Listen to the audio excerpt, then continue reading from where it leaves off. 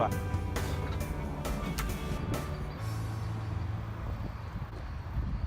Hi, I'm Rand, and I was an HR consultant for many years and have retired and started mynewHR, which is my new happy retirement. And so I want you to join me as I document my life in retirement. I've been working on a sculpture on and off for a while now and wanted to devote a whole video to that. So hope you enjoy it. Welcome to mynewHR.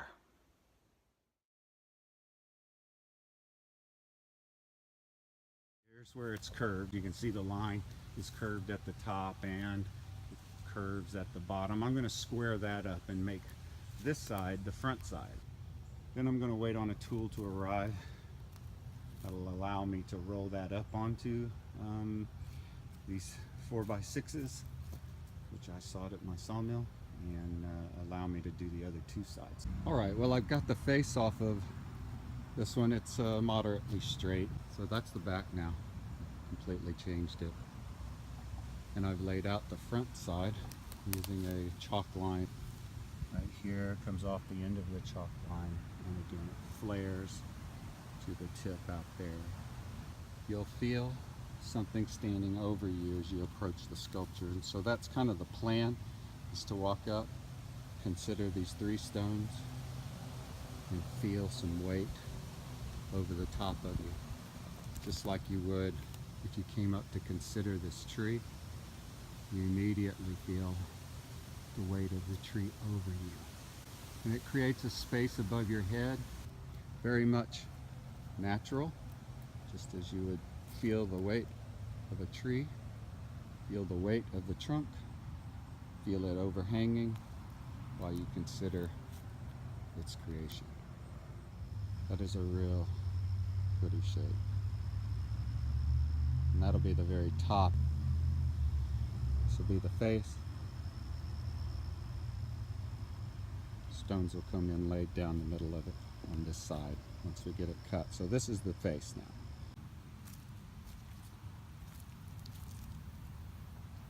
Well, here we've got the center line marked, and I'll just measure off either side to cut the sides.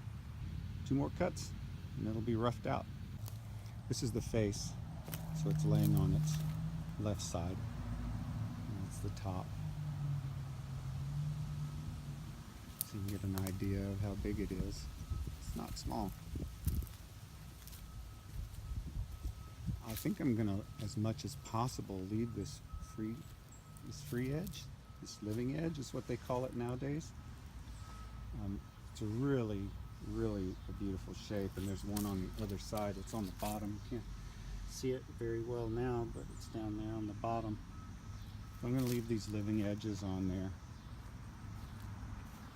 like these, and again there's another one on this other side. So a lot more to do. I don't know, I'm going to figure out how to get it all done and move this thing. It is monstrous. Hard to tell you how big it is, but when we stand it up, it'll feel like it's small. I don't know, that's the way I kind of think about it. It's going to feel small. So it's been a long day. The neighbors are probably sick of hearing my chainsaw. I said, oh God, I don't want to start the chainsaw again, because I worked all the way through nap time, I'm pretty sure, with the neighbors next door who have little kids. So anyway, more to come. A lot more to come.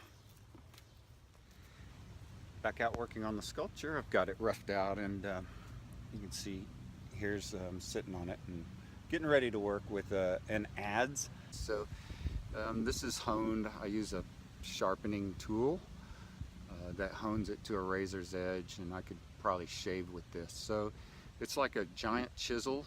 You use it very much like a hoe, but there's some really specific techniques that make it easy. You can tell it's slightly concave, that it has an arch to it. So the goal is to hit it right in the middle here, and that way your edges don't dig in, and it's just a matter then of controlling your swing so that you're hitting here. So it'll take out about a 2 or 3 inch cut, and I usually cut against the grain just so that the grain, that if it goes down into the wood, you know, you get stuck and it just drives deeper and deeper into the grain. Conversely, if it's coming out, you just can't get a good bite on it. And so it works better across the edge of the grain. So that's what I do. Thought I'd just show you a little bit of what I'm doing. What I'm doing is making those lines square. So I really want straight lines, that when you look at this, it's straight, even though it's going to have some live edge. But I do want those lines to be straight as they can be, but I do also want to leave it rough. So I probably won't do much. There'll be a lot of chainsaw marks in it, but there'll also be some adze marks in there.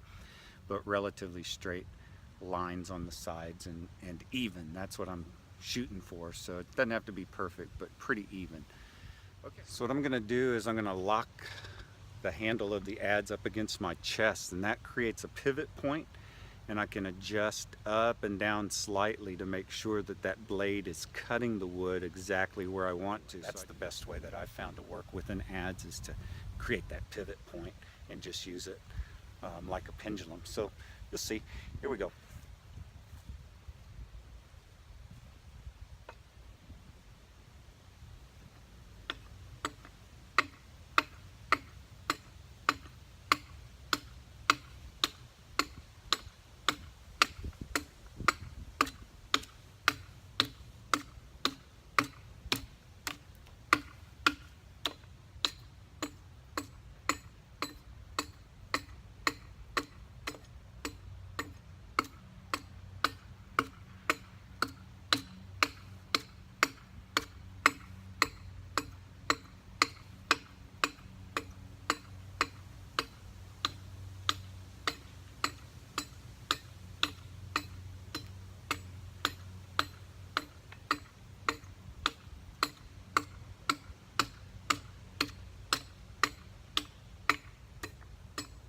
So what I'm doing is just pulling down the high spots, and it creates a really smooth and even texture. You can see it up close here.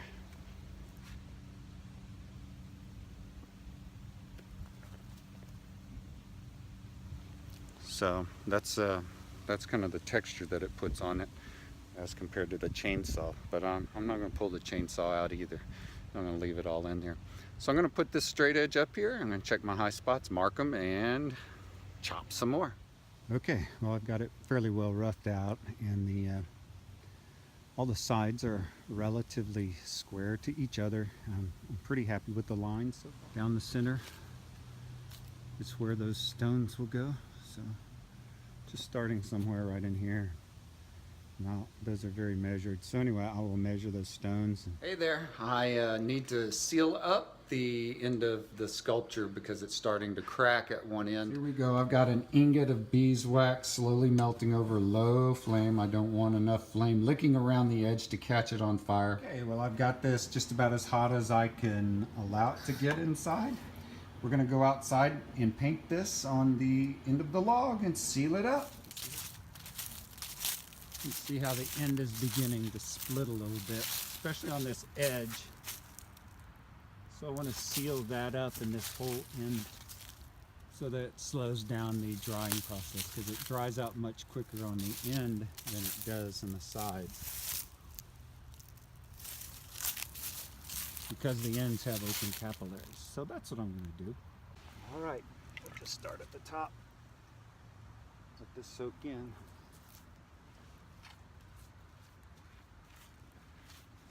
So this brush from now on will have one use and one use only, and that will be painting on wax. You can use paraffin.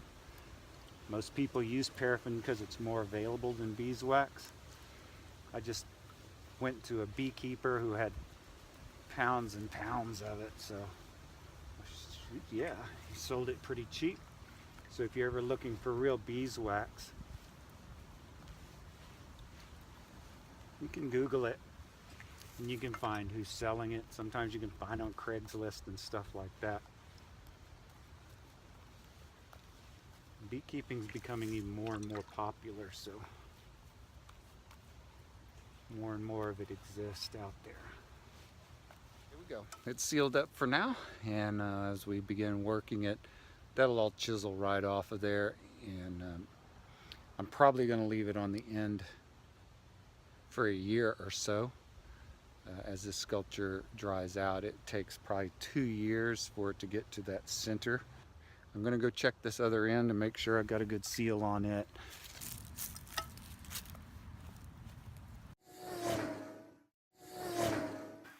My wax is cooling off and solidifying, so we're about there. I wanted to put this picture in here of me laying on the sculpture to provide some perspective of what it looks like to have someone standing next to the beam. Well, that's it for this time. Hope you enjoyed it. A lot more to come. The design changes all the time. I'm thinking through it all, even how to stand it up as part of the art. It's just, how do you just don't get a couple of guys under the end and push up 1,800 pounds of wood. So designing the whole mechanism and pulleys and winches and everything to move this thing around is also part of the work, and that's going on in the background as well. So hope you enjoyed. Stay tuned, subscribed, and again, welcome to mynewHR.